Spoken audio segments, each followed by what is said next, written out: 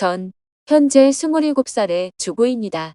현재 나름대로 행복한 삶을 영위하고 있다고 생각합니다.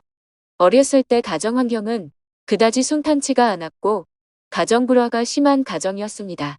또한 내성적이고 나약한 아이여서 초등학교 시절 소풍 가면 혼자서 밥 먹는 아이였습니다.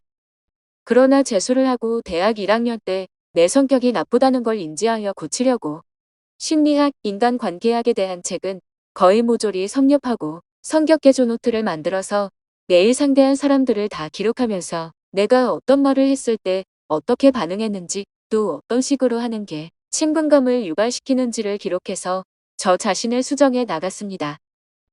매일 목표를 세우고 학습하면서 조금씩 제가 사회성이 좋아지고 성격도 밝아지는 것이 느껴졌습니다. 이렇게 스스로에 대해서 노력하는 사람임을 알리고 본 이야기를 하고자 합니다. 제가 22살 가을쯤에 제가 좀 이상해졌었습니다. 공부만은 열심히 하는 스타일이었는데 어느 순간 학교를 가기가 싫더군요. 그 느낌을 말로 표현하자면 학교 교문을 들어서면 그때부터 온몸이 따끔거리고 머리마저 멍해집니다. 수업을 듣고 앉아 있으면 머릿속에서 갑갑하다, 견딜 수가 없다는 생각만 드는 겁니다. 그러다 보니 인간관계들이 자꾸 틀어지는 겁니다. 실제로 이러한 일도 있었는데요. 한 번은 학교에 일찍 등교 중이었을 때였는데요. 갑자기 머릿속에서 푸른 벌판에서 양산을 쓰고 산책하는 거 멋지지 않니? 하는 말이 물려나왔습니다. 그때 전 아무런 이성적인 판단 없이 무작정 버스에 올라탔습니다. 우연인지는 모르지만 시외로 가는 것이었는데 나중에 정신 차리고 보니 제가 어느 시골 팝밭 한가운데에 비도 오지 않는데 우산 쓰고 걷고 있더군요.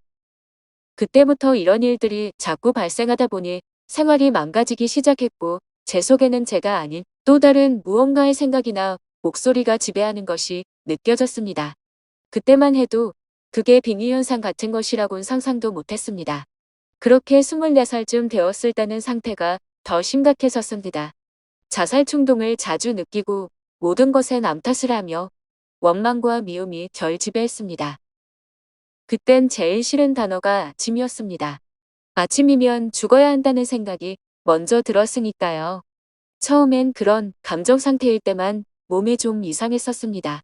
어깨가 무겁고 기분이나 감정이 달라지는 순간에 시야에 습기가 낀 듯이 뿌얘지고 머리가 아주 멍해졌습니다.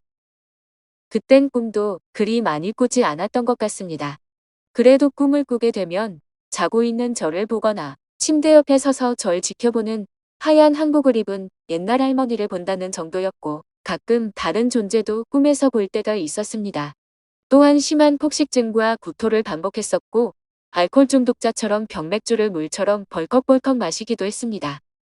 저는 성적으로 보수적인 성향입니다. 하지만 그때는 왜 그랬는지는 모르겠지만 쉽게 이성에게 빠지고 상당히 문란했고 중독자처럼 성에 집착했던 것 같습니다. 이렇게 2년을 보냈지만 저는 그게 빙의라고 생각하지는 않고 제 정신 상태가 문제라고 계속 제 자신의 무능함과 의지 없음을 비웃고 자책하기만 했었습니다. 그러다가 빙의에 대해서 생각하게 된 심각한 계기가 있었습니다. 저랑 같은 방을 쓰는 여동생의 이상한 변화였습니다. 여동생이 저와 같은 행동과 모습을 보이고 있었습니다. 여동생은 저랑은 원래 다른 성격입니다. 저처럼 자기 발전에 애착이 있는 스타일이 아니었지만 성격이 원만해서 어디 가나 친구가 많고 놀기 좋아하고 온순하다는 평을 듣던 애였습니다. 제가 22살 가을부터 그렇게 되고 나서 1년쯤 뒤부터 동생도 이상해진 것 같다고 했습니다. 웬만하면 가족이라도 서로 성적이나 정신적으로는 이야기를 잘 안 합니다. 저희도 마찬가지였습니다. 왜냐하면 다 자기 정신 문제이지 귀신이니 불가항력적인 마음속 존재를 들먹인다면 정신병자 취급만 받으니까요.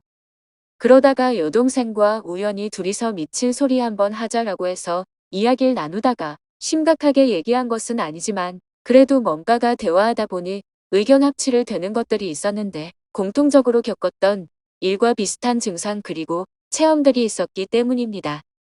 그러던 어느 날 신문에서 빙의 현상에 대해서 설명된 글을 읽게 되었는데 빙의라는 것이 실제로 존재하며 20가지 항목 중 10개 이상 해당되며 의심할 필요가 있다 해서 호기심으로 기사를 읽다가 20가지를 체크하다 보니 황당하게도 20가지가 전부 제가 느끼는 증상이나 느낌이 적혀 있었던 겁니다. 25살 되어서야 내가 빙의일 수도 있다는 생각을 하게 되었습니다. 그래서 여동생과 함께 인터넷을 통해서 빙의 관련 전문 퇴마사를 찾아 상담을 하였습니다. 그 후 몇 번의 상담과 치료를 통해 빙의 현상은 사라지게 되었고 심리치료를 통해 현재는 우리 자매는 예전의 모습과 생활로 되돌아가게 되었습니다. 이처럼 빙의에 대해서 저의 경험을 이야기해 드렸습니다. 다음 편에는 빙의에 대한 확인 방법과 그 빙의를 극복했던 방법에 대해서 이야기해 드리도록 하겠습니다.